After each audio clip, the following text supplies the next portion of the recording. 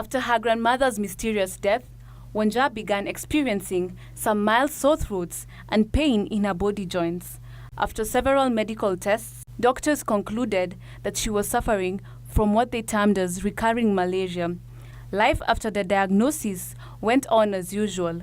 In 2010, however, during one of those visits in and out of hospital for the recurring malaria, she decided to visit a rheumatologist who, after several medical examinations, broke the sad news to her. She had all along been suffering from lupus. I was not sure what to think because I'd never heard of lupus before. I didn't know what it is, and it was a new term to me. So I did a lot of Googling, and the fact that the doctor told me it has no cure made me worried even more because I knew this is something I have to live with for the rest of my life. Lupus is a condition that affects the blood system. It can affect the joints, skin, brain, lungs, kidneys, and blood vessels, and can cause widespread inflammation and tissue damage in the affected organs. Wanja had never heard of this disease before. After thorough research, she discovered that her grandmother's sudden death was also linked to the disease.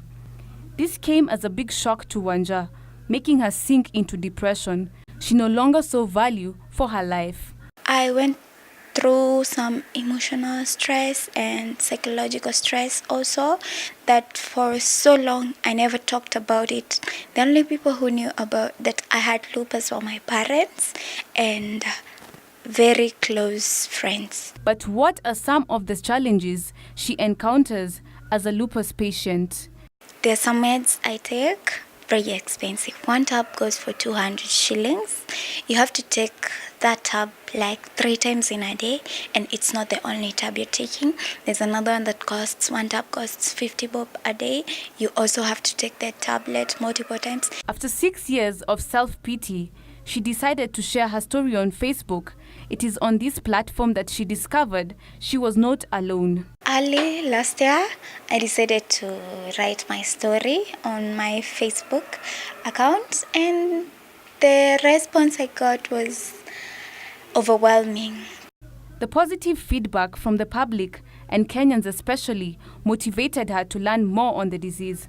Together with her fiancé, Wanja founded Fight Lupus Kenya. So many people are hiding themselves and they have lupus, and there's nothing they're doing about it. They're just suffering in silence. And we decided to come together and have something that will bring us together. It's called Fight Lupus Kenya, where we support people living with lupus in Kenya. We also create awareness. Our major strategic goal is a world where people living with lupus can live a free and active lives like just any other normal people. Dr. Eugene, a rheumatologist, says the disease, which attacks tissue organs, can be managed. Usually when we're advising them, we usually tell them, first of all, get vaccinated to avoid the infections. 2, sunscreen if you're going out to avoid excessive exposure to sun. In terms of also being compliant to your medicine. How can one detect that they have lupus? Fever, fatigue, especially the fatigue is very unexplained. A lot of patients, when we see them, usually the people think they are lazy because they're generally always tired. At the same time, it can present with joint pain also, can present with kidney problems also. Some people are unfortunate like that. Hope Kirubi, Channel 1 News.